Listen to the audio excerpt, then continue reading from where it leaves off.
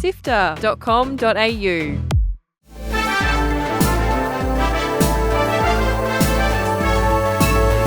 Hi, I'm Fiona Bartholomaeus. And I'm Kyle Pauletto.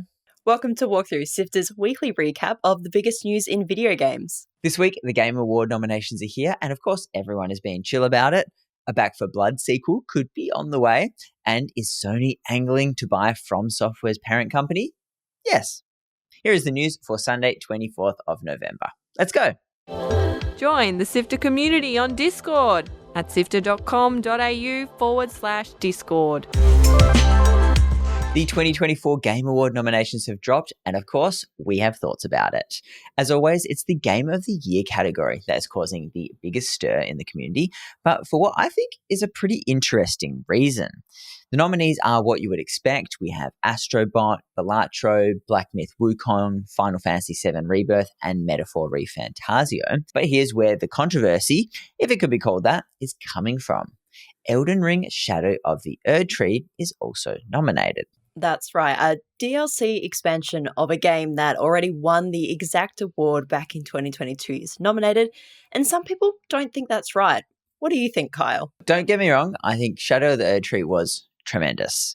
A truly stunning expansion on what was already a nearly perfect video game. But it was an expansion, and I'm kind of inclined to agree with the haters on this one. Where do you stand on it? My first reaction, I have to say, is nope. DLC shouldn't get a run at Game of the Year. I do kind of understand the other side of it, though, especially when it's a massive DLC with hours and hours of playtime. But at that point, just release it as a sequel and then you can qualify for Game of the Year. So, gotta say, it is also a no from me. Could you imagine if I was just very, no, it's totally okay? I would be fine with that as well. That's why I think it's an interesting conversation because, it is a really big expansion and it probably could have been a sequel. But, for me, it's not so much should DLC be included. It's the fact that it's DLC for a game that already won. It's essentially giving the same game the award again 2 years later. The Game Awards 2024 will take place on Friday, December 13th, and we'll discuss all the winners and losers for you on that week's episode of Walkthrough. Thanks to some fans who went on a deep dive, rumours are floating around that a sequel to Turtle Rock's Back 4 Blood is in development. In the back end of Steam, fans have found the word GOTY, which is supposedly the internal codename for the original game. Then, after looking at the online portfolio for motion capture actor and stuntman Jesse Hutch, they found he is down as a lead performer for GOTY 2, plus he also worked on the original game. People have also found that the domain back4blood2.com was registered last year. It feels like one of those theories with the pinup board and red string connecting it all. Nothing has officially been confirmed. And the survival horror game was pretty well received back in 2021 and has received several expansions. So time will tell if we get more zombie survival fun. In the meantime, y'all should just be playing DayZ. The new expansion is so good. Remedy held their investor presentation this week, and one of their highlights was that Control 2 will be an action RPG. Bit of a weird thing to announce and focus on, considering many people consider the first game as an action RPG, as well as a third-person shooter. And it's not exactly a new groundbreaking genre.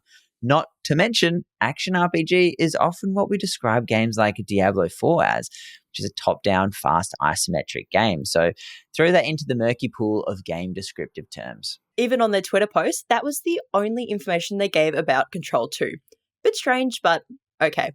They also announced the first Control game will receive a free update in early 2025, unlocking some previously released content, and Alan Wake 2 has now sold over 1.8 million units. That's a lot of games. That's a lot of games.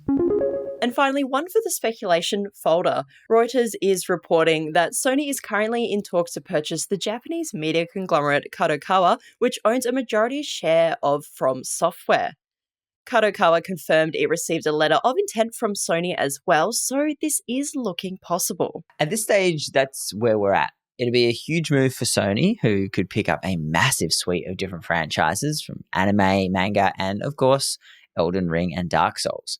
So we'll keep you up to date here on Walkthrough if any more information emerges. That's it for the big headlines. Here are the games coming out this week. Releasing Monday, we have the really interesting looking Neon Blood. It's a cyberpunk style action RPG where you play as a no-nonsense detective in the year 2053. It has a super unique art style, blending hand-drawn and pixel art in a 2.5D perspective. Neon Blood is coming to all platforms from the 25th. Out Tuesday is Critter Cafe, a cozy life sim where you rescue fantastic animals and, I guess, force them to work in a cafe. Animal rights issues aside, it's really colourful and light, and if chill is your vibe, check this one out on PC or Switch on the 26th. And finally, Snow Bros Wonderland is the latest entry in the 30-year-old arcade action series and now features a 3D isometric playstyle, 4-player co-op, and a bunch of new features. It's coming to PC and PlayStation this Thursday. Articles to read, Videos to watch. and podcasts to listen to. SIFTER.com.au. This has been Walkthrough by SIFTER. My name is Fiona Bartholomaeus. And my name is Pauletto. Thank you so much for listening. If you've ever been curious about how games are made, you should check out Lightmap, SIFTER's award-winning game interview show. Recently, we've featured the developers of Civilization 7 at Firaxis and the makers of the Steam Deck from Valve. Incredible conversations are yours for free on the Lightmap podcast. Search for Lightmap and SIFTER in your podcast player now. That's Lightmap and SIFTER. SIFTER is produced by Fiona Bartholomaeus, myself, Adam Christou, Courtney Smith, and Chris Barton. The episode is edited by both senior producer Mitch Lowe and Gianni Giovanni, who is SIFTER's executive producer and also Walkthrough's script editor. Thanks to Brian Fairbanks from Salty Dog Sounds for composing the Walkthrough theme tune, and Audio Technica Australia and Apple for their support of SIFTER's podcast. We'll be back with more news next Sunday. See you then.